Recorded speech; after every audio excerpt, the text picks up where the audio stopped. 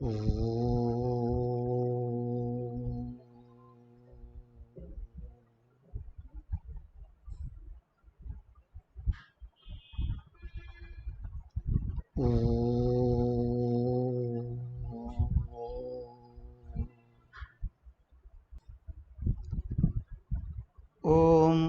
సహనావవతు సహనౌ భునక్తు సహ వీర్యం కరవావహై తేజస్వినావధీతమస్తు మా విద్విషావహై. ఓం శాంతి శాంతి శాంతి. ఓం గురుర్బ్రహ్మా గురుర్విష్ణుః గురుర్దేవో మహేశ్వరః గురురేవ పరం బ్రహ్మ తస్మై శ్రీ గురవే నమః.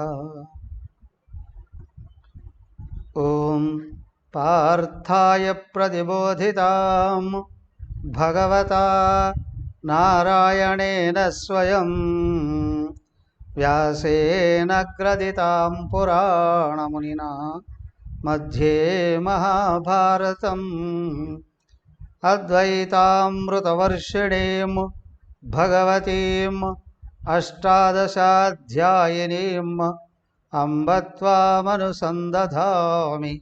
భగవద్గీతే భవద్వేషిణీం.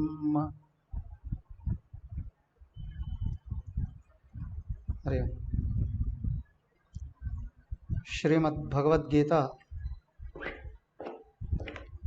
14వ అధ్యాయం గుణత్రయ విభాగ యోగం 7వ శ్లోకంలోకి వచ్చాం.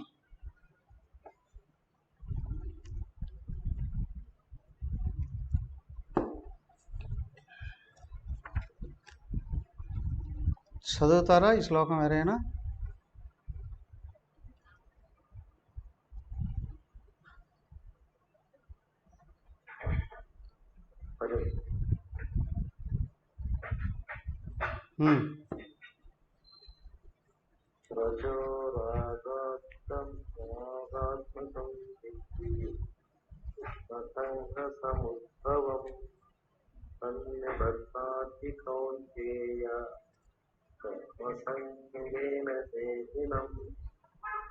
ఓకే.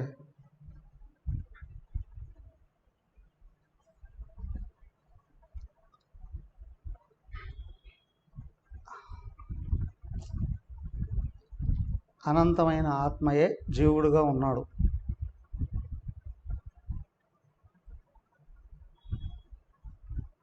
ఆత్మ సచిదానందం, జీవుడు కర్మబంధంలో ఇరుక్కుపోయినవాడు. ఎందుకు వచ్చిందండి? ఆత్మను ఆశ్రయించుకున్నటువంటి గుణాలే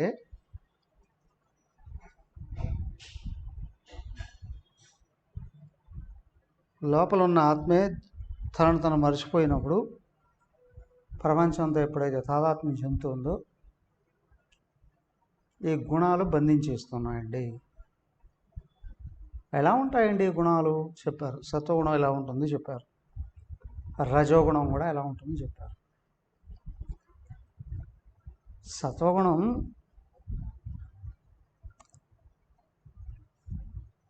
ఆత్మ చైతన్యమే శుద్ధమైన అంతఃకరణ యందు ప్రతిఫలించినప్పుడు దైవీ లక్షణాలుగానే వ్యక్తమవుతుంది. దానికి సత్వగుణం జ్ఞానం ఉండే వస్తుంది, జ్ఞానమే. బట్ ఆత్మను చూపిస్తుంది కానీ ఆత్మ అనుభవాన్ని ఇవ్వదు. అది కూడా అడ్డుపడుతుంది. ఎందుకంటే భిన్నత్వం కనిపిస్తుంది, ఏకత్వం కనిపిస్తుంది, భిన్నత్వం కనిపిస్తుంది. అందుకు అది బంధిస్తుంది అన్న. కాకపోతే అది జ్ఞానస్వరూపమే. దానికైనా నిర్మలంగా ఉంటుంది, ప్రకాశంగా ఉంటుంది, లోపల బాధలు ఏమీ లేవు. కానీ సుఖంతో జ్ఞానంతో బంధించేస్తుందండి. రెండు ఉన్నాయి అక్కడ. దానికే జీవుడిని ముక్తుడిని కానివ్వదు, బయటపడనివ్వదు గుణాల నుండి అని. మరి రజోగుణం ప్రపంచం అంతా దీని మీదనే నడుస్తుందేమో అని అనిపిస్తుంది. రజః రాగాత్మకం విద్ధి. రజస్సు ఎక్కడికి పోతే అక్కడ తగులుకుపోయే రకం, చురుగ్గా ఉంటుంది. ఈ గుణం ఉన్న చోట తొందరగా ఇతరులతో కలిసిపోతారు, కానీ అతుక్కుపోతారు. తృష్ణాసంగ సముద్రం. ఏమి చూసినా కావాలి అని అనిపిస్తుంది, ఏది చూసినా కావాలి అని అనిపిస్తుంది, దేన్ని వదిలిపెట్టకూడదు అనిపిస్తుంది. రజోగుణంలో ఉన్నవాడికి యోగక్షేమాలే దృష్టి ఉంటుంది, కానీ ఆత్మ వైపు దృష్టి ఉండదండి. యోగక్షేమాలు అంటే లేని వాటివి ఎట్లా సంపాదించుకోవాలా, ఉన్నటివి ఎట్లా జాగ్రత్త పరచుకోవాలా, ఇంతే.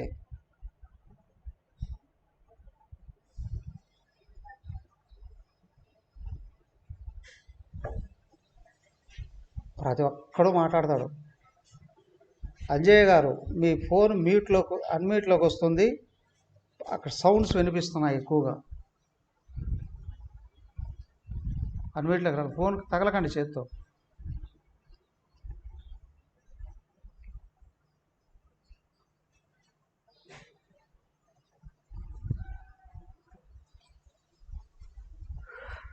ఏమన్నారు? రజోగుణం లేనివి సంపాదించుకోవడం ఎట్లా, ఉన్నవి దాచుకోవడం ఎట్లా, వరుస దీంట్లోనే నిరంతరం వేగిపోతూ ఉంటుంది.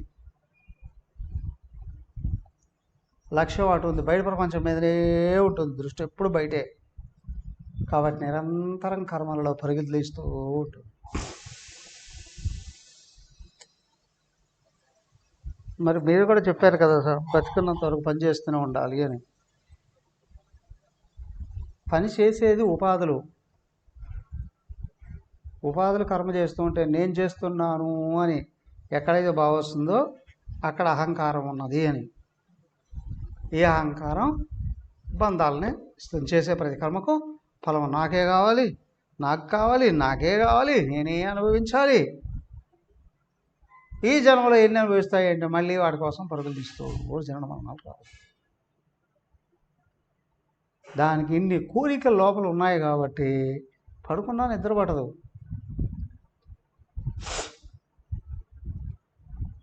అవునా?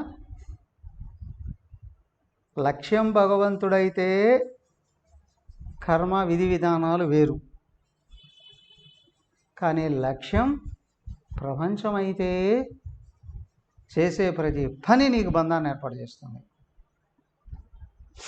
కర్మఫలాన్ని తయారు చేసి బంధించేస్తూ వస్తుంది, కోరికలను విపరీతంగా పెంచుతుంది.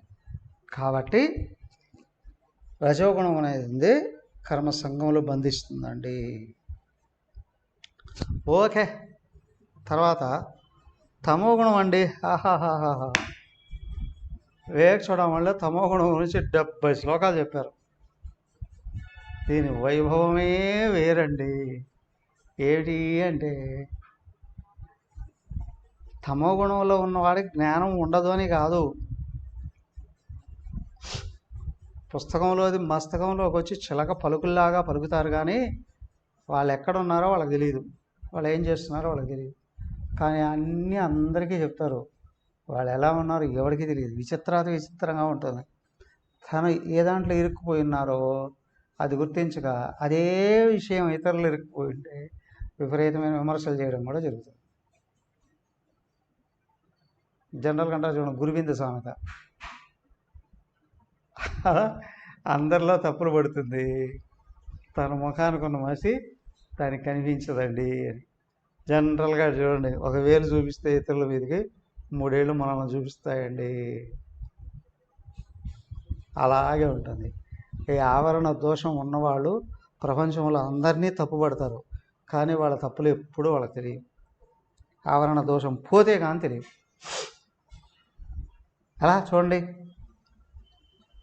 తమస్త్వజ్ఞానజం విద్ధి మోహనం సర్వదేహినాం ప్రమాదాలస్య నిద్రాభిః తన్నిబధ్నాతి భారత.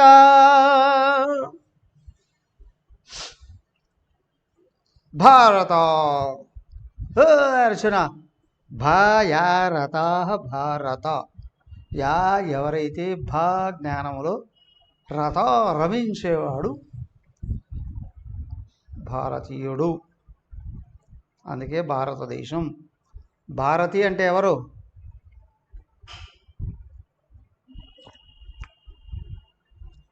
ఎవరు భారతి అంటే? సరస్వతీదేవి భారతి అంటే ఇదిగో అయ్యా జ్ఞానాన్ని నిలయమైన దేశం. ఎప్పుడో నేను నువ్వు గుర్తుపెట్టుకుంటే నువ్వు జ్ఞానంలో ఉన్నట్టు. దీన్నే నువ్వు మర్చిపోయింటే ఎక్కడ జ్ఞానంలో ఉన్నట్టు? దాంట్లో పడద్దయ్యా అని హెచ్చరిక చేస్తున్నాడు ఇక్కడ. భారత ఆత్మను గుర్తుంచుకున్నటువంటి వాడు. తమహతు తమో గుణం అయితేను తూ పదం ఆడారు. వాడి గురించి ఎందుకు మాట్లాడతావు పోవయ్యా అంటాడు. మాట్లాడుకుంటూ ఉంటారు తెలివైన వాడైతే. చి పోయి వాళ్ళ గురించి ఎందుకు చర్చించుకోవడం, మన మనసు పాడైపోతుంది. ఆవిడండి వాడు, ఇదిగో వీడే తామసికుడు. తమహతో అజ్ఞానజం విద్ధి. తమో గుణం ఉంది, అజ్ఞానం నుండి పుట్టింది. రజోగుణం అటాచ్మెంట్ నుండి పుట్టింది. సత్వగుణం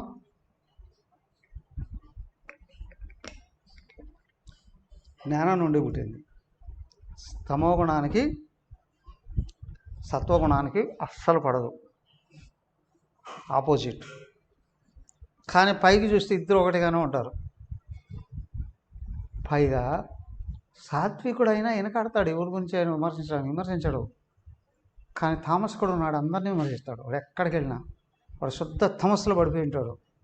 ఏదైనా ముక్కలు వచ్చారంటే అడిగేసి అందరినీ విమర్శిస్తాడు. వీటి పనికినాడు, వీటి పనికినాడు. వాడి బాధ్యతలు ఎప్పుడు వాడు గుర్తుండవు, వాడి స్వభావం వాడికి అర్థమే కాదు. కానీ చిలక పలుకులు పలుకుతూ అందరినీ విమర్శించడం జరుగుతుంది. నేనే గొప్ప అని చెప్పుకోవడం కొరకు. వాళ్ళని ఎవరు పొగడరు, అందుకే వాళ్ళని పొగుడుకుంటే ఇతరులందరినీ దూషిస్తారు. చుట్టుపక్కల ఉన్నవాళ్ళు నేనే గొప్ప అని గుర్తించాలి అనే తపన. తమహసు అజ్ఞానజం విద్ధి. ఇది అజ్ఞానం నుండి పుట్టింది. సర్వదేహినా మోహనం. ఇది ఎక్కడున్నా దీని యొక్క ప్రథమ లక్షణం మోహం.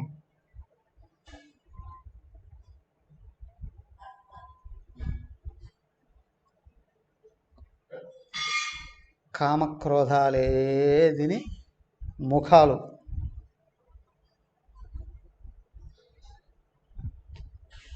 ఇది ఉంది అంటే మోహం పైకి వస్తుంది.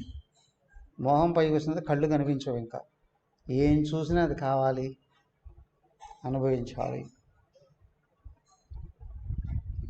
నిద్ర, మైథునం వీళ్ళ పరమ లక్ష్యం. సర్వదేహిన మోహనం. రజోగుణి అయినా కష్టపడి సంపాదించుకొని అనుభవించాలి అని అనుకుంటాడు. వాడు సంపాదించి దాచుకునేటప్పటికే, సంపాదించి చేతికొచ్చేటప్పటికి అనుభవిస్తే అయిపోతుందని దాచుకుంటాడు. ఏదైనా కొన్ని అనుభవించిన. తామసికుడు ఉన్నాడే, వాడు కష్టపడకుండానే అన్నీ నాకు రావాలి, అందరూ కష్టపడి అన్నీ తీసుకొని వచ్చి నాకు ఇవ్వాలి, నేను అనుభవించాలి. వీడికి కొంచెం అధికారం ఉన్నా అందరినీ నాశనం చేస్తాడు.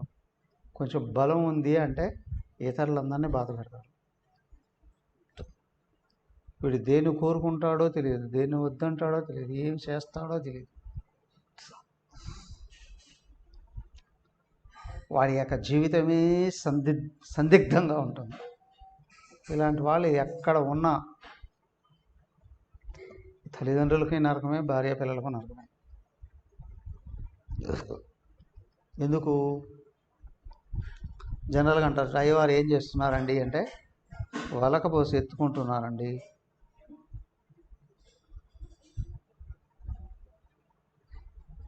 ప్రమాద. ఏది మొదలుపెట్టినా ప్రమాదమే. కొంతమంది వాడికి ఎందుకు చెప్తారా బాబు, వాడికి చెప్తే మళ్ళీ మనం చేసుకోవాల్సింది, అదేదో మనమే మొదలు చేసుకున్నా సరిపోతుంది. ప్రమాద.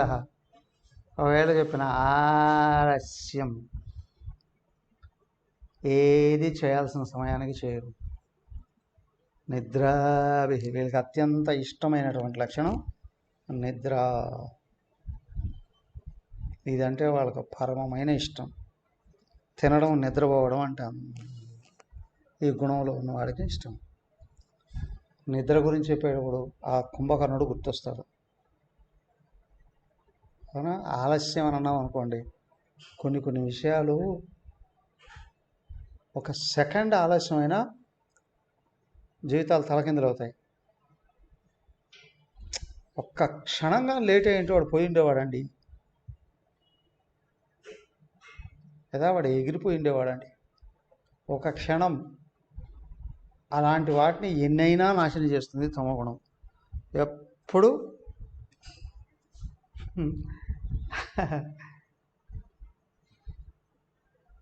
జనరల్గా ఒక చోట లేదా అందరూ కలిసి మాట్లాడుకుంటూ ఉన్నారు ఒక ఊర్లో మిషన్లో వ్యవహారాల గురించి. ఒకరి గురించి వచ్చేటప్పటికి ఒకడు పరిగెత్తుకుంటూ వచ్చన్నాడు, పలానా వాళ్ళండి, వాళ్ళ ఇంట్లో అందరూ లేట్ అయినండి, విచిత్రం ఏంటి అని అంటే,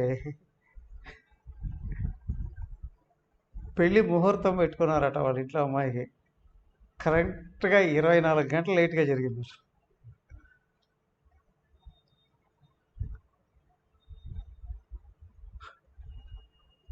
ఇరవై 24 గంటలు లేటుగా జరిగాయి. పిల్లలు వచ్చారు అదే ఆశ్రమానికి ఒకసారి బాల సదస్సుకి, అందరూ కలిసి పిల్లలందరూ కలిసి కూర్చొని మాట్లాడుకుంటున్నారు ఒకరొకరు గురించి.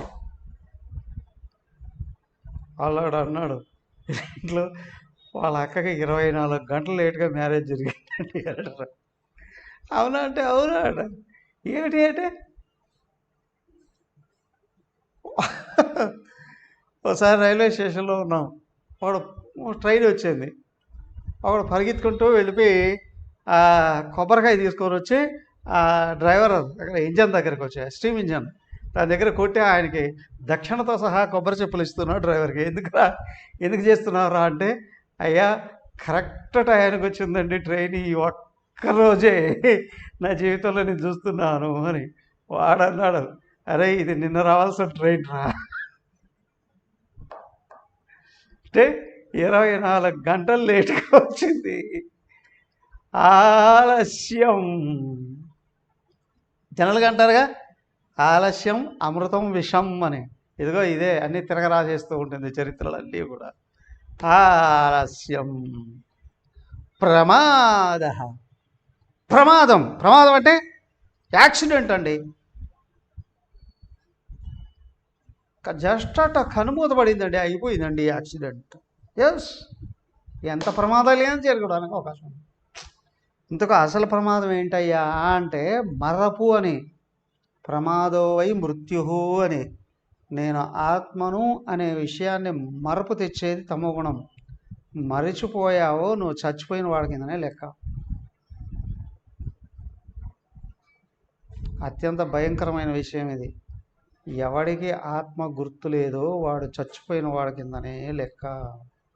నిజం అబద్ధమా? అవునా? వాడు చేసేది ఏమీ వాడికి పనికిరాదు. వాడెవడో అన్నాడు, ఏంట్రా కంచె బలంగా నాడుతున్నావు, ఏం పంట పెడుతున్నావు అంటే, ఏం పంట పెట్టలేదు. మరి కంచె ఎందుకు నాడుతున్నావురా అంటే, పెద్దలు చెప్పారు కదా కంచె బలంగా ఉంటే పంట బలంగా వస్తుందని.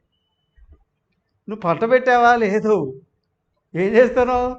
కంచె బలంగా ఉంటే పంట వచ్చేది. అరే నువ్వు పంట పెట్టిన తర్వాత కంచె నాడితే అప్పుడు కంచె బలంగా ఉంటే నీ పంట దెబ్బతినకుండా పూర్తిగా రావడానికి అవకాశం ఉంది, కానీ నువ్వు పంట పెట్టకపోతే. కాబట్టి ఎవడికి నేను ఆత్మ అనే విషయం గుర్తులేదో వాడికి జీవితం ఉన్నట్లు కాదు. ఏదో అంటారు గ్రహపాఠగాను, ఇంకో పాటగాను అలాగ జరిగిపోతూ ఉంటాయి విషయాలన్నీ కూడా. సో కాబట్టి ఏంటంటే దానికే అన్నారు సత్యం, లక్ష్యం, ధర్మం, మార్గం. ఇప్పుడు జీవితం వికసిస్తుంది, అంతవరకు కూడా ఎవడి జీవితం ఎప్పుడు ఎటుపోతుందో ఎవడైనా గ్యారంటీ ఇవ్వగలరా? మొన్నటి వరకు ఎంత ఇదిగా ఉన్నాడండి, కుప్పకూలిపోయాడండి. వ్యాపారంలో అంటారు, రాజకీయంలో అంటారు, ఉద్యోగంలోనూ అంటారు, వ్యవసాయంలోనూ అంటారు. అవునా? ఎక్కడ తమో గుణం రాజ్యం వెళ్తుందో వాళ్ళ జీవితాల్ని తలకిందలు చేయడమే దీని లక్ష్యం. చెప్పారుగా, అజ్ఞానజం విద్ధి. ఇక్కడ భౌతికంగానూ స్వీకరించవచ్చు, ఆధ్యాత్మికంగానూ స్వీకరించవచ్చు. చూడండి, జనరల్గా కొంతమంది అవునా వ్యాపారాలని నిరంతరం మార్చేస్తూ ఉంటారు. అది అచ్చి రాలేదండి, ఇది అచ్చి రాలేదండి, ఇది అచ్చి రాలేదండి, అది అచ్చి రాలేదు. అవునా?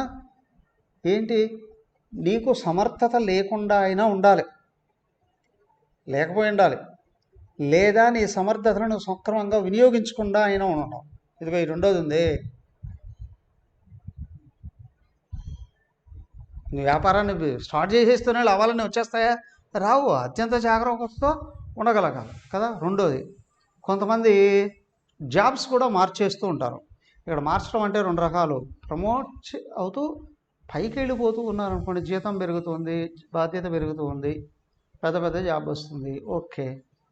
కానీ అనేక మంది చూస్తాం, ఒక జాబ్ చేస్తాడు, ప్రైవేట్ సెక్టార్లో ఒక జాబ్ చేస్తాడు, వదిలేస్తాడు, ఇంకో దానికి వెళ్తాడు, వదిలేస్తాడు, దేంట్లో ఉంటాడో తెలియదు. ఏమయ్యా, ప్రమోషన్ తీసుకొని పైకి వెళ్తున్నాడా? వాడి శాలరీ పెరుగుతుందా? వాడి బాధ్యత పెరుగుతుందా?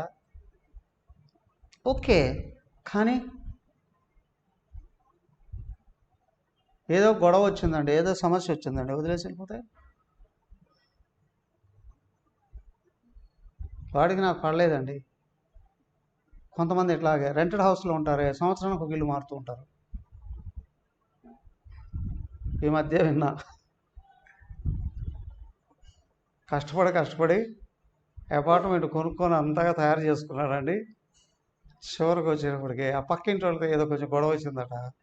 వాడు సొంత అపార్ట్మెంట్ వాడు వదిలేసి వెళ్ళిపోయి ఇంకో చోటు చాలా ఏది రెంట్కుంటున్నాడు. ఏమంటారు దాన్ని? తమస్ కాక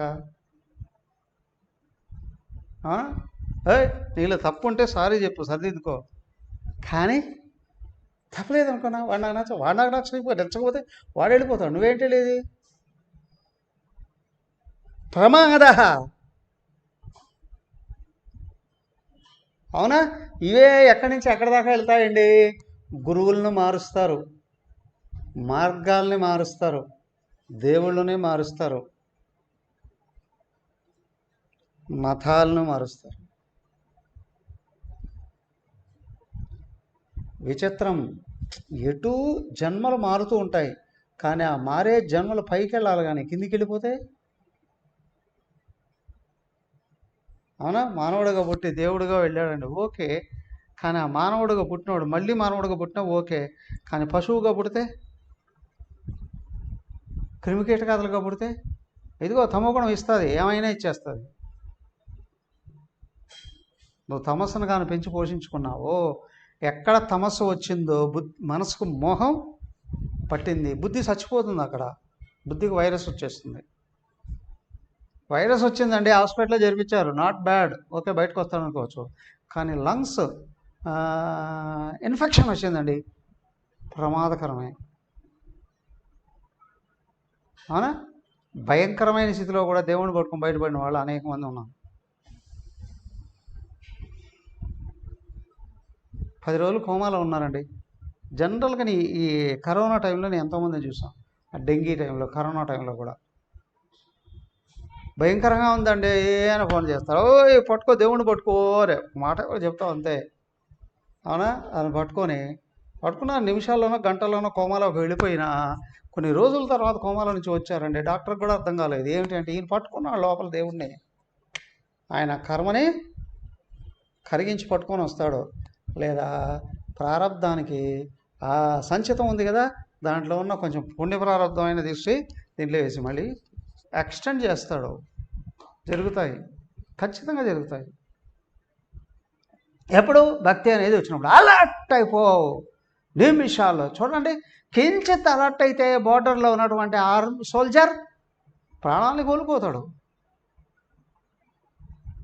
అవునా? రోడ్డు మీద ఉంటాడు, నిదానమే ప్రధానం అని కొన్ని చోట్ల రాసుంటారు. అజాగ్రత్తయే ప్రమాదం అని అనేక చోట్ల రాసుంటాం.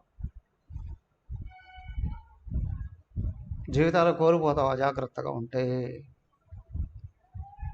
సో కాబట్టి ఏంటి అని అంటే, ఎదుగవయ్యా, ఎక్కడ తమస్సు ఉందో దాని గుణాలను అస్సలు వర్ణించలేదు. ఏం చేస్తుందో కూడా తెలియదు. దీనికి చిన్నపిల్లల, పెద్దవాళ్ళ, యువకుల, ముసలివాళ్ళ అస్సలు చెప్పడానికి వీలే లేదు. ఇది వచ్చిందిరా అంటే ఎవడు ఎటు వివరిస్తాడో కూడా తెలియదు. వాళ్ళు ఎవరో కామిక వనంలో ఉన్నారు పాండవులు. ఆ దారిలో ఎక్కడ ఇప్పుడు కాందహార్ అంటారే, ఇప్పుడు అదే గాంధార దేశం ఒకప్పుడు. ఎవరు మన గాంధారి, శకుని, అవునా, వాళ్ళకు బంధువే వాడెవడు, సైంధవుడు.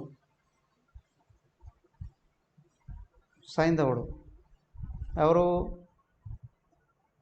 కౌరవ పాండవులకు ఒకే ఒక ఆడబిడ్డ, ఆమెకు భర్త. వాడు ఒకరోజు సైన్యంతో వస్తున్నాడట, ఎక్కడికి హస్తినాపురానికి వెళ్ళాలని. వీళ్ళు అడవిలో ఉన్నారు, ఆ దారిలో రావాలి. వస్తూ ఉంటే ఏంటో ఇంత పెద్ద శబ్దాలు వస్తున్నాయి. దూరంగా ఉన్నారు పాండవులు, ఎక్కడో దూరంగా ఉన్నారు.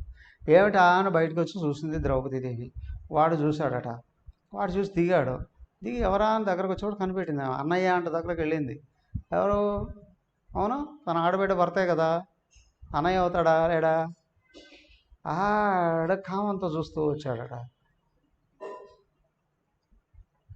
ఆమెతో కుశల ప్రశ్నలు ఏమీ వేయలేదు.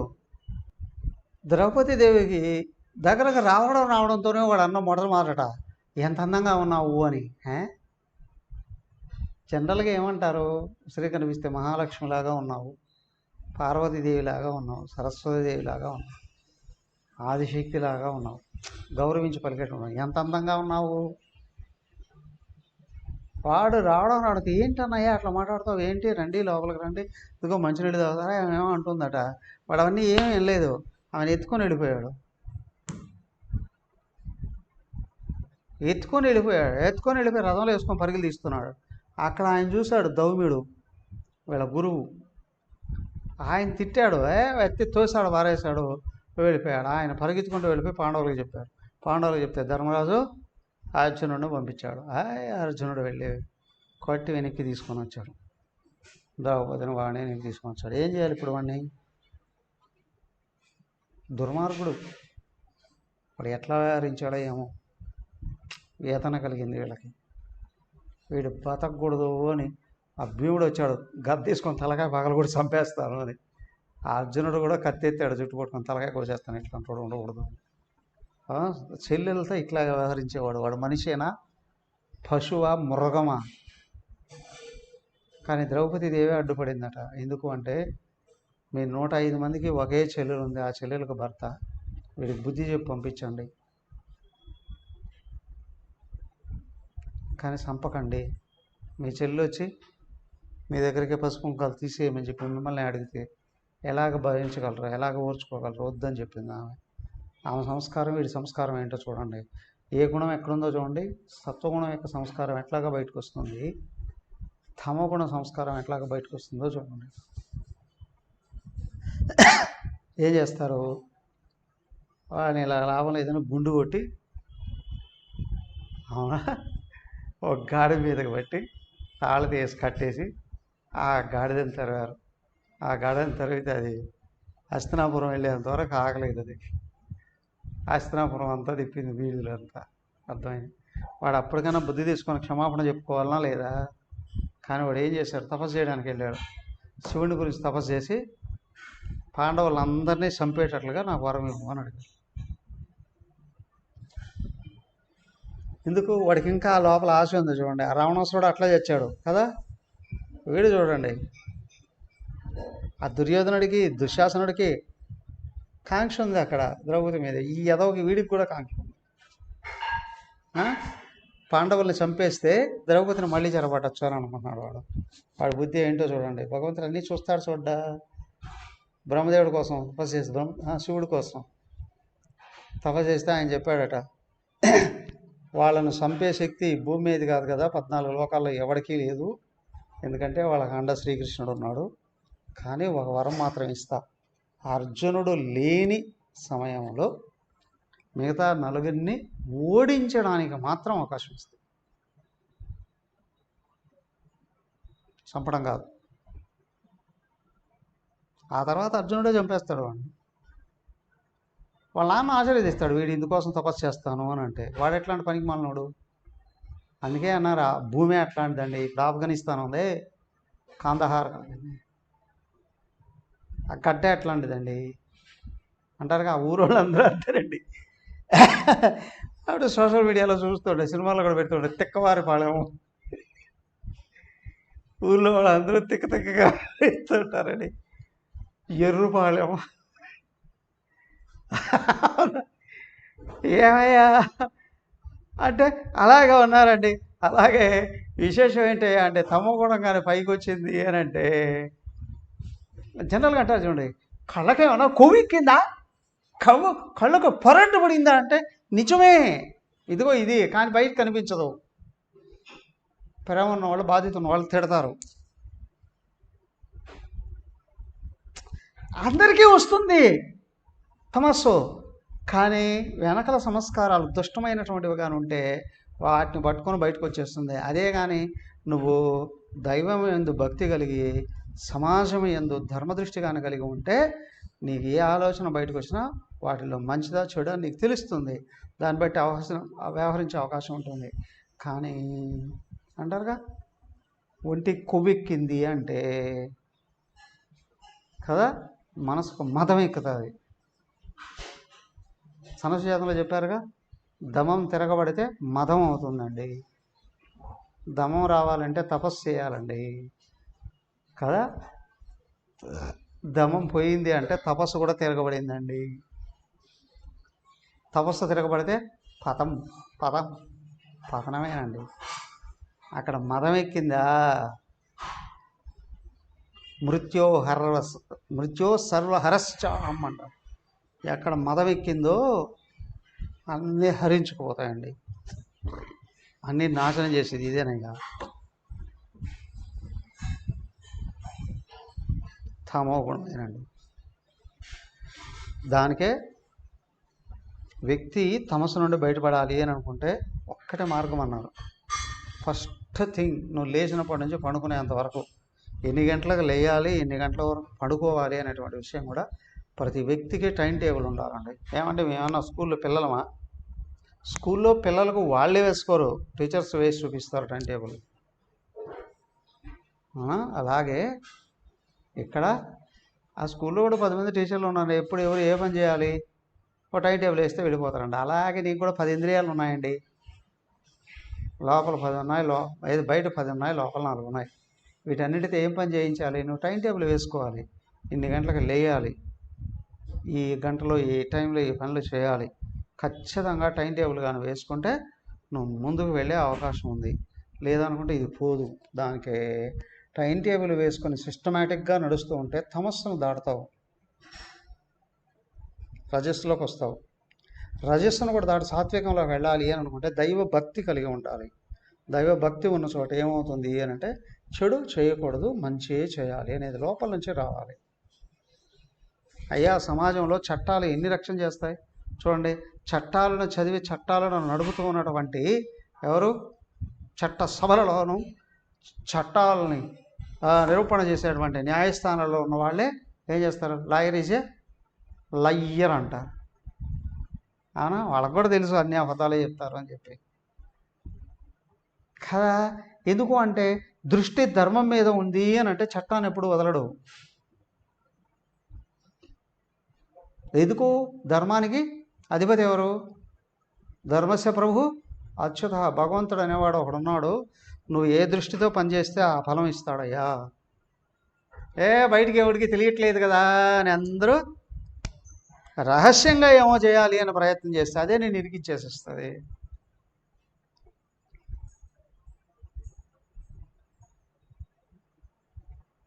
సో అంతటా ఉన్నాడు, అందరిలో ఉన్నాడు అనే ఆయన్ని గాను గుర్తుపెట్టుకున్నావా, ఇప్పుడు చూడు, ఆయనకి ఇష్టమైందే చేస్తావు, ఆయనకి ఇష్టం వచ్చినట్లు చేస్తావు. నువ్వు ముందుకెళ్ళడానికి అవకాశం ఉంటుంది. దానికి ఏంటి అంటే, ఇదిగో ఈ ఒక్క విషయం గుర్తుపెట్టుకో, అంతటా అందరిలో ఆయన ఉన్నాడు అని. నువ్వు ఎక్కడికి వెళ్ళినా ఈ విషయం గుర్తొస్తుంది లేదా ఆయనే గుర్తు చేస్తాడు. ఈ విషయం గుర్తుపెట్టుకోవాలి అని అనుకుంటే, నువ్వు దేన్ని గుర్తుంచుకోవాలి అని అనుకుంటున్నావో అది గుర్తు చేస్తాడు ఆయనే. నువ్వు ఎక్కడికి వెళ్ళినా ఏం చూస్తున్నా, ఇక్కడున్నా ఏం చేయాలన్నా ధర్మమా అధర్మమా అని చూస్తావు. ధర్మబద్ధంగానే నడవాలి అని అనుకున్నప్పుడు దైవం ఎందు ఆసక్తి కలుగుతుంది. అదే భక్తి అని అన్నారు. ఎప్పుడు నీకు భక్తి ఉందో నీ చేత సత్కర్మలే ఆచరించబడతాయి. ఎక్కడ సత్కర్మలు ఆచరిస్తూ ఉన్నావో సత్వగుణం పెరుగుతుంది. సత్వగుణంలోకి నువ్వు వచ్చావా, నీకు లోపలున్న సత్యం తెలుస్తుంది. ఏమని? నేను అనేవాడు భగవంతుడే అని. కానీ నువ్వు దైవాన్ని ఆశ్రయించలేదు. నీ జీవితానికి ఒక సిస్టమ్ అనేది లేదు, అంటే ఒక టైం టేబుల్ లేదు, ఒక పద్ధతి లేదు అని అనుకో. అటు ధర్మాన్ని ఇది న్యాయాన్ని రెండూ వదిలేశాడు. ధర్మాన్ని చట్టాన్ని రెండూ వదిలేశాడు. వాడి బుద్ధి మోసుకుపోతుంది. బుద్ధి విచక్షణ పనిచేయదు. ఇంకా వీడు పశువే అంటారు. ఎవడయ్యా పశువు అంటే 4 కాళ్ళు ఉన్నాయా అని కాదు, దానికే వీడు అన్నారు వింత పశువు అని అన్నారు. విద్య లేని వాడు వింత పశువు అని.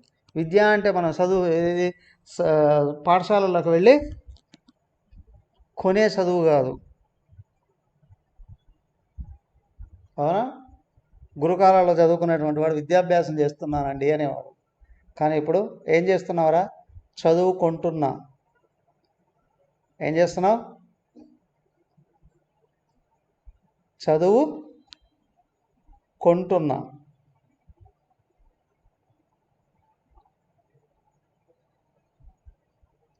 కొనేదాని మీద హక్కు చూపిస్తావు, కానీ కొనేదాన్ని ఆచరించాలని ఎలాగ చూపించగలవు నువ్వు? దానికే అన్నారు చదువు సంధ్య అని, విద్య వినయము అని. రెండు పక్క పక్కన ద్వంద్వ పదాలు ఉంటేనే ఇది పనికి వస్తుందండి అని. సో కాబట్టి ఏంటి అని అంటే, ధర్మం చట్టం రెండూ వదిలేసినటువంటి వాడికి ధర్మాన్ని పట్టుకుంటే సాత్విగుణం వస్తుంది. కనీసం చట్టాన్నైనా మోసం చేయకుండా ఉంటే నువ్వు రజోగుణంలోకైనా వస్తావు. ఈ రెండూ వదిలేసిన వాడు ఉన్నాడే తమో గుణంలో పడిపోతాడు. వాడు ఎలాంటి వాడైనా సరే, ఎవడికి ఎగ్జంప్షన్ లేదు ఇక్కడ. మోహనం సర్వదేహినం, చూసిన ప్రతి ఒక్కటి కావాలి అనుకుంటాడు. కొంతమంది రాజకీయ నాయకులు ఏం చేస్తారు? సంపద అయినా వస్తువులైనా అందరూ అనుభవించడానికి రెడీగా ఉండాలి అనేది అధికారి యొక్క బాధ్యత అని అనుకుంటారు. కానీ కొంతమంది ఏం చేస్తారు? ఈ తమోగుణంలో బుద్ధి తమోగుణంలో పడిందని అనుకోండి, నాకు అధికారం వచ్చింది, వీలైనంత దోచుకోవాలి, దాచుకోవాలి. దాచుకోవడం మొదలైన తర్వాత భయం స్టార్ట్ అయిపోతుంది. భయం వచ్చిన తర్వాత ఏంటి? వాడిని వాడు రక్షించుకోవడానికే అధికారాలన్నీ వినియోగించుకుంటాడు. వాడు ఎప్పుడైతే అధికారం నుండి కిందికి దిగాడో వాడు ఊసలు లెక్క పెడుతూ ఉంటాడు. అది అవమానం అనుకున్నవాడు ఏం చేస్తాడు? జైల్లో ఊసలన్నీ 7 ఉంటాయి కదా, అది కాదు అనుకున్నవాడు 7 కట్ల సవారీ మీద వెళ్ళిపోతాడు. సూసైడ్ చేసుకున్నానండి 7 కట్ల సవారీ మీద వెళ్ళి. టెన్షన్ తట్టుకోలేక బ్రెయిన్ బర్స్ట్ అయిపోయిందండి, గుండె ఆగిపోయిందండి, కిడ్నీ ఫెయిల్ అయిపోయిందండి.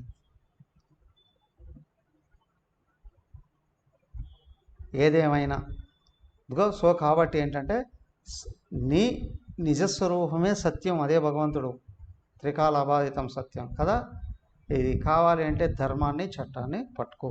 అవి రెండూ వదిలేస్తే తమస్సులో పడిపోదాం.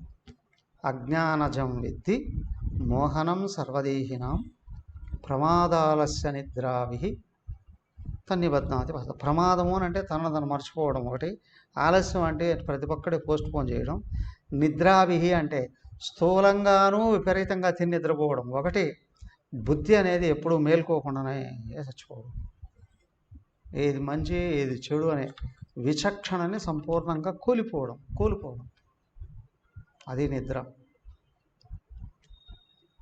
ఓకే, వాడు అంటాడు చూడండి, దుర్యోధనుడు దేశాన్ని అంతటినీ పరిపాలిస్తున్నాడు కదా, వాడు చచ్చే వరకు కూడా తొడలు ఇరగొట్టి అక్కడ పడేస్తే వాడు బ్రతికుండగానే ఆ రాక్షస పక్షులు పీక్కు తింటున్నాయి.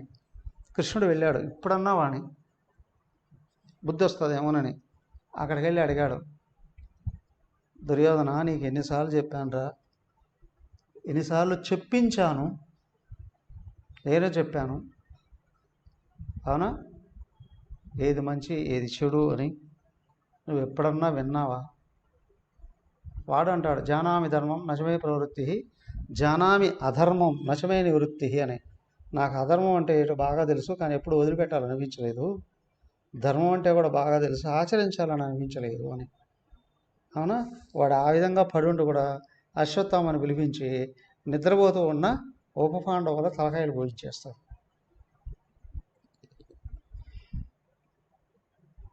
అందుకే వాడికి అంత భయంకరమైన సాగు వచ్చింది. వాడిని ఎంకరేజ్ చేసిన వాళ్ళ అమ్మ నాన్న కూడా మంటల్లో పడి కాలి చచ్చిపోతారు. ఆశ్రమ వార్షిక పర్వం చదవండి, ఆశ్రమానికి వెళ్ళిపోతారు. ఈ విదురుడే వచ్చి తిడతాడు, ఇంకా ఎన్ని రోజులు బతుకుతారు అక్కడ. బతికున్నంత వరకు పాండవులకి కష్టాలు కలిగించారు.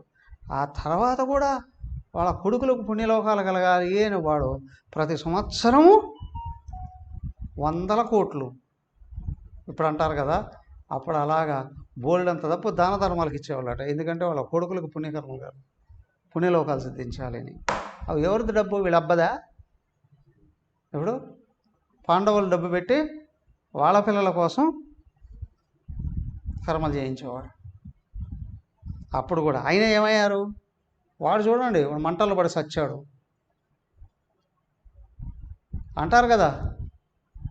వాడు ఇంట్లో రాత్రి పడుకోండి అట్లా కాలిపోయి చచ్చిపోయాడండి. వాడు రైల్లో పోతూ ఉంటే అట్లా చచ్చిపోయాడండి. బస్సులో పోతూ ఉంటే బర్స్ట్ అయిపోయాడండి. కారులో పోతూ ఉంటే బాంబు వెళ్ళిందండి. హెలికాప్టర్లో వెళుతూ ఉంటే అది ఎక్కడో వెళ్ళి కొండలను గుద్దుకుని చచ్చాడండి. అవునా, ఊరికే అన్నారా? అవే దానికే వ్యక్తి ధర్మాత్ముడా అధర్మాత్ముడా అనేది వాడి సాగు చెప్తుంది అని. రావణాసురుడికి కర్మలే జరగలేదు. ఎందుకు? చిన్న కర్మ చేయాలన్నా వాడిని కాల్చినటువంటి దహనం చేసిన ఇది ఉందే, అది ఆరిపోవాలి. అగ్ని ఆరిపోతే చిన్న కర్మ చేస్తారు. 2వ రోజు 3వ రోజు అది ఆరిపోలేదండి, చిన్న కర్మలే. తర్వాత 11 రోజులకు ఇప్పుడు పెద్ద కర్మ. వాడికి ఏ కర్మలో జరగలేదు, ఎందుకంటే వాడి చితి ఆరిపోలేదట. వాళ్ళ తమ్ముడు ఉన్నాడు ఇంకొకడు, వాడికి చితి లేదు, ఖననం లేదు, దహనం లేదు. ఎందుకు? ముక్కలు అయిపోయి సముద్రంలో పడిపోయాడు వాడు. అవునా, ఎక్కడ ఈ దహన క్రియలు జరగలేదు వాడు బ్రహ్మ పిశాచ అయిపోతాడు వాడు ఎవడైనా సరే. అందుకే అండి ఆ కర్మలు చేస్తారండి. ఆ విధంగా అయిపోతుందండి జీవితం. ఓకే, విన్నారా? 3 గుణాలు. ఏ గుణం కావాలి?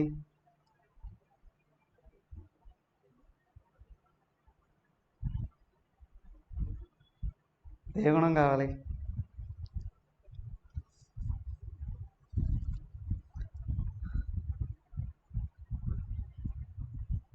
దానికే అంటారు, పాప కర్మల్ని వదలడం ఇష్టం లేదు, కానీ పాప కర్మ ఫలాలు మాత్రం వద్దండి.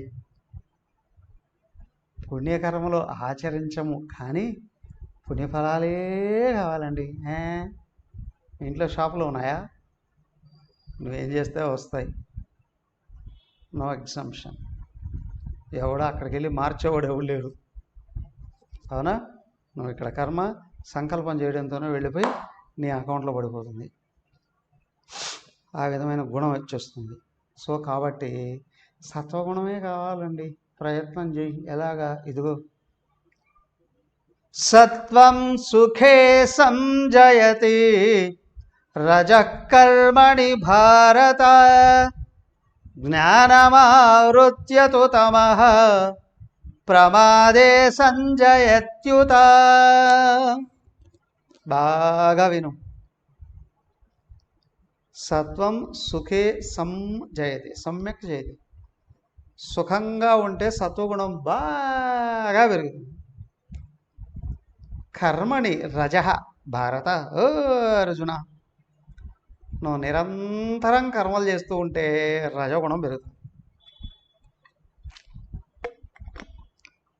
మరి తమహాతు తమోగుణం అయితేను జ్ఞానం ఆవృత్య జ్ఞానాన్ని కప్పివేసి ప్రమాదే చేయకున్నటువన్నీ చేసేటప్పుడు సంజయతి ఉత తమహ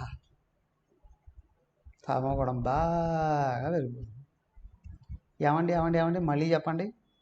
అదిగో సుఖంగా ఉంటే సత్వగుణం పెరుగుతుందండి. చాలా మంచిగా చెప్పారండి.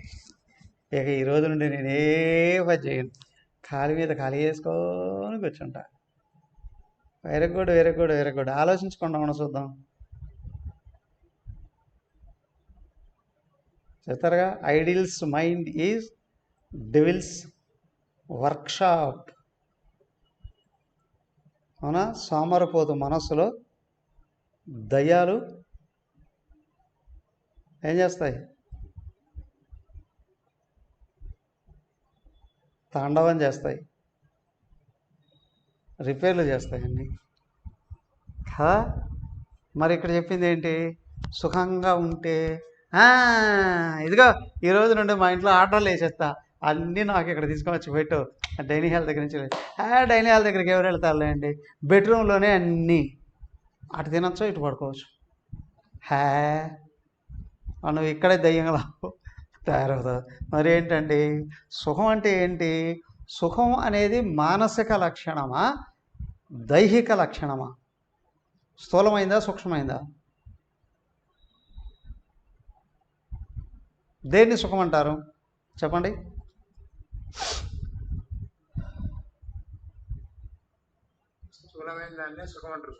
ఆహా, వెరీ గుడ్. ఎలా ఎలా సుఖం అంటే ఏంటి అంటే ఎలా ఎలా గుర్తించాలి? ఆ లక్షణం ఏంటి? దాని స్వరూపం ఏంటి? స్వభావం ఏంటి? లక్షణం ఏంటి? ఏదైనా ఒకటి. సత్వగుణం పెంచుకొని సచ్చిదానంద స్వరూపంగా భావిస్తుంది. ఎస్, సుఖము అంటే నువ్వు ఎట్లా గుర్తి? నేను సుఖంగా ఉన్నాను అని ఎప్పుడు గుర్తిస్తావు? అపరోక్ష జ్ఞానం. డైరెక్ట్గా ఒకేసారి వచ్చేస్తుంది నీకు.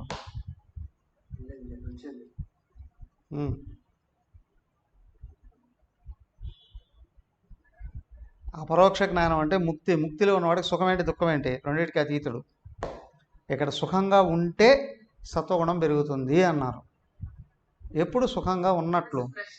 మనసు ప్రశాంతంగా ఆనందంగా. అది అయినా నీకు మనసు శాంతంగా ఉంటే నువ్వు సుఖంగా ఉన్నట్లు. అవునా? నిజమేనా? నువ్వు బయట పనిచేస్తున్నావా లేదా కాదు. ఒకసారి ఈ 24 గంటలు పనిచేస్తూనే ఉంటావా చెప్పండి? వర్కర్ పనిచేస్తాడు, ఆఫీసరు తక్కువ చేస్తాడు. ఎవరు గ్రేట్? ఎలా చెప్తావు? ఆఫీసర్ గ్రేట్ అంటే సహజంగా స్థూలంగా విషయంలో చెప్పేసేస్తారు. అదేనా? అయ్యా అది కాదు. ఇప్పుడు వ్యక్తి సుఖంగా ఉన్నాడు అనేటువంటి విషయం బయట ఏ విధంగా ఉన్నప్పటికీ కూడా నీ లోపల మనసుగాను శాంతించి ఉంటే అవునా?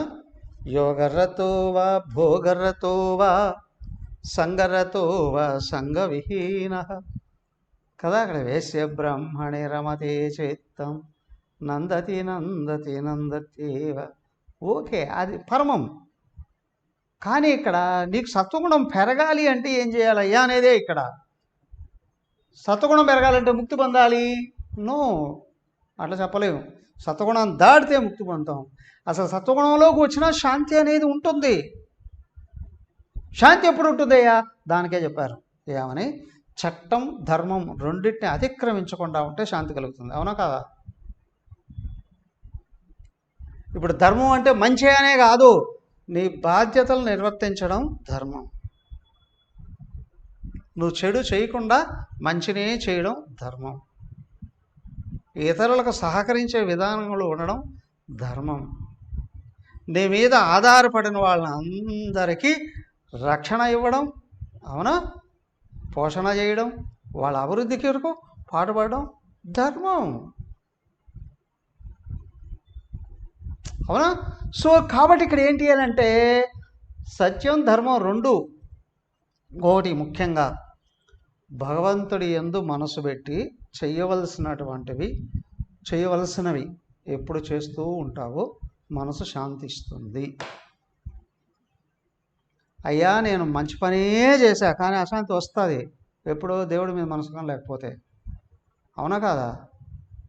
నేను మంచిగా ఉన్నా, నా మీద వాళ్ళు నిందలు వేశారు, నాకు కష్టపెట్టారు, లేదా నాదన్న దోచుకున్నారు. అవును, వ్యక్తుల సమర్థత తగ్గిందిరా అంటే దుర్మార్గులన్నీ దోచేసుకుంటారు. ఇది అన్ని విభాగాల్లోనూ ఉంది. అవునా? అవునా? అవునా కదా? చిన్న చిన్న మార్కెట్ల దగ్గర నుండి అయ్యా పెద్ద పెద్ద వ్యాపారాల వరకైనా, చిన్న చిన్న ఉద్యోగాల దగ్గర నుండి ముఖ్యమంత్రులు ప్రధానమంత్రులకైనా, నిజమే కాదా? రోడ్డు మీద పనిచేసేవాడి దగ్గర నుండి పీఠాధిపతుల వరకైనా సరే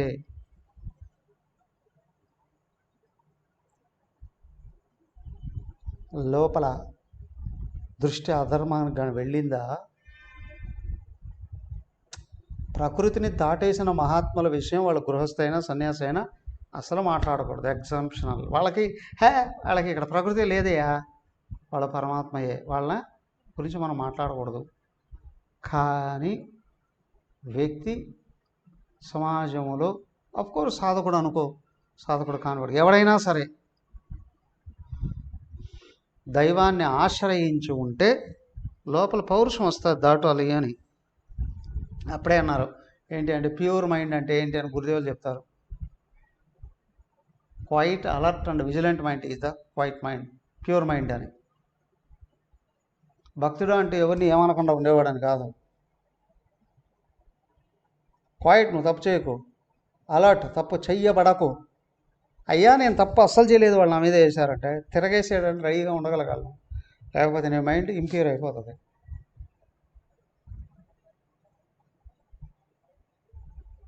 ఖచ్చితంగా. దానికే చూడండి అక్కడ ఇప్పుడు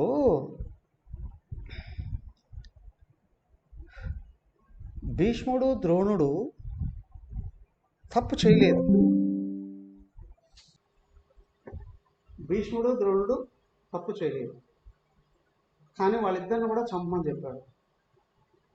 కృష్ణుడే చెప్పాడా? ఎందుకు చెప్పాడు? వాళ్ళ అధర్మం వైపు ఉన్నారు. వాళ్ళు కానీ యుద్ధంలో పాల్గొంటున్నారు. అటు బలరాముడు అటు ఇటుపక్క పాల్గొనలేదు యుద్ధంలో. వీళ్ళిద్దరూ కూడా యుద్ధంలో మేము పాల్గొనాము అని కానీ అని ఉంటే ఖచ్చితంగా దుర్యోధనుడు కూడా యుద్ధం చేసింది వాళ్ళు కదా. వీళ్ళిద్దరిని ముందు పెట్టుకున్నాడు, వీళ్ళిద్దరు ఉన్నారు లేదు. మరి వాళ్ళిద్దరు అధర్మం వైపు ఎందుకున్నారు? తప్పే కదా. అప్పుడు వాళ్ళు గెలిస్తే, ఇప్పుడు దుర్యోధనుడు గెలిస్తుంది, భీష్మ ద్రోణులు కానీ చచ్చిపోకపోతే దుర్యోధనుడు ఓడిపోయినట్టు కాదుగా. చూడండి, మొట్టమొదటి కృష్ణుడే ముందుకు వచ్చి వీళ్ళిద్దరిని చంపంటాడు. వాళ్ళిద్దరికి ఎదురుగానే తీసుకోవచ్చు, ప్రధాని నిలబెడతాడుగా. సో కాబట్టి ఇక్కడ ఏంటి అని అంటే, ఒకటి నేను తప్పు చేయకపోయినా చెడు వైపు కానీ సపోర్ట్ చేశానంటే తప్పుడు వాడి కిందనే లెక్క.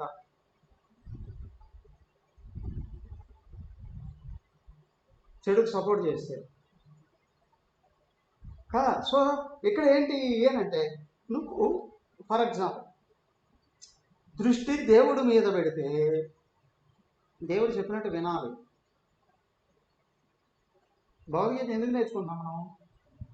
5140 సంవత్సరాలు అయింది భగవద్గీత చెప్పే భగవంతుడు. కానీ ఇప్పుడు ఎందుకు? టైంపాస్ కోసమా? ఏదో విధంగా అర్థం చేసుకొని విని అర్థం చేసుకొని కొంచెం ఆయన ఆచరణ చేయాలనేగా. అవునా? ఎప్పుడు దేవుడి మీద అపారమైన భక్తి ఉన్నప్పుడే భగవద్గీత మీద ఇష్టం ఏర్పడుతుంది. జీవితం అంతా అధర్మంగా వెళ్ళేవాడు భగవద్గీత అంతా భయం పడుతుంది. దేవుడు అంటే ఇష్టమే లేదనుకోండి, భగవద్గీత వైపు రాను కూడా రాదు. నిజంగా భక్తుడు అని అనుకోండి, వాడు ధర్మాచరణ చేయగలగాలి. నిజంగా దేవుడి మీద నీకు కానీ ఇష్టం ఉంది అని అంటే నీ దృష్టి ధర్మం మీద ఉండాలి, నీ ఆచరణ బయట కూడా చట్టబద్ధంగా ఉండాలి. ఈ రెండింటిని పట్టుకున్నప్పుడు నువ్వు ఎవరికీ భయపడవు. ఎందుకు? నేను తప్పు చేయలేదు. ఒకవేళ ఇతరులు నా మీద నెట్టడానికి ప్రయత్నం చేసినా దేవుడు ఉన్నాడు, ఆయన ఏం చెప్తే చేయడానికి రెడీగా ఉంటాను. ఎదుర్కోమంటే ఎదుర్కొంటా, కాముకొనమంటే ఉంటా. అది చూడండి, ఇక్కడ ఈ అరణ్యవాసం అజ్ఞాతవాస సమయంలో కృష్ణుడు అక్కడికి రాలా కదా. ఎందుకు రాలేదు? ఆయన తెలియదా? తర్వాత అంటాడు, అయ్యో నేను వేరే చోట ఉన్నాను, అందుకే మీకు ఇన్ని కష్టాలు వచ్చాయి అని అంటాడు. రాడు ఆయన కావాలని. కానీ ఒక మాట చెప్పేశాడు, ఓ పరిస్థితులు తారుమారుగా ఉండేటట్టుంది, ధర్మరాజా పెద్దవాళ్ళ మాట కాదనద్దు అంటాడు. ఆయన ఎవరిని ఉద్దేశించి అంటున్నాడు ఈ ధర్మరాజుకి అర్థం కాదు. అందరికంటే పెద్దవాడు ఎవడు అక్కడ? ధృతరాష్ట్రుడు. అవునా? భీష్మద్రోణులు ఎప్పుడు తప్పు చేయమని చెప్పరు, కానీ వాళ్ళు ఎందుకు అడ్డుపడలేదు మరి? ఆ దుర్మార్గుడు చేస్తూ ఉంటే ఎందుకు అడ్డుపడలేదు? లేదు, ధృతరాష్ట్రుడు చెప్పాడు. కాబట్టి ఇక్కడ ఏంటి అని అంటే ఆయన తటస్థంగా ఉన్నాడు. వీళ్ళు దేన్ని పట్టుకుంటారా? కాబట్టి ఒకసారి ఏం చేస్తాడంటే గురువు కూడా కాంగా ఉంటాడు, వీళ్ళు దేన్ని ఆశ్రయిస్తారా తెలుసుకోవడానికి. భగవంతుడే కావాలి అనుకున్నవాడు ధర్మాన్నే ఆచరించాలి, చట్టాన్ని తారుమారు చేయకూడదు. నాకు భగవంతుడే కావాలి, ఇదిగో నేను జీవించినందుకు సమాజ శ్రేయస్సుకే పాటుపడతాను అని దృష్టి ఎక్కడైతే ఉందో సత్వగుణం పెరుగుతుంది. నువ్వు మంచి చేయకపోయినా పర్వాలేదు, కానీ చెడు మాత్రం ఎప్పుడు చేయకూడదు. అలాగే నువ్వు అజాగ్రత్తగా ఉండి ఇతరులు చేసి చెడుని నెత్తిని వేసుకోకు. ఒక్కటి నీకు భగవంతుడు కావాలి అని ఉండే చెడుని ఎదుర్కోవడానికి కూడా రెడీగా ఉండగలగాలి. లేదా కనీసం ఇతరులు నీ మీద చెడు నింద ఆరోపణ చేస్తే లోపల భగవంతుడు నిలబెట్టుకొని నేను చెడు చేశాననగానే నా మీద చెడు నిందలు వేశారే అని బాధకు లోను కాకుండా ఉండగలగాలి. ఆయన చూసుకుంటాడులే అనే ధీమా ఎక్కడైతే ఉందో, నువ్వు కానీ బాధకు లోను కాకపోతే నువ్వు లోపల దేవుణ్ణి స్మరిస్తూ దైవత్వంగా నిలబడ్డావా, నీ మీద నిందేసిన వాడు పుడతాడు.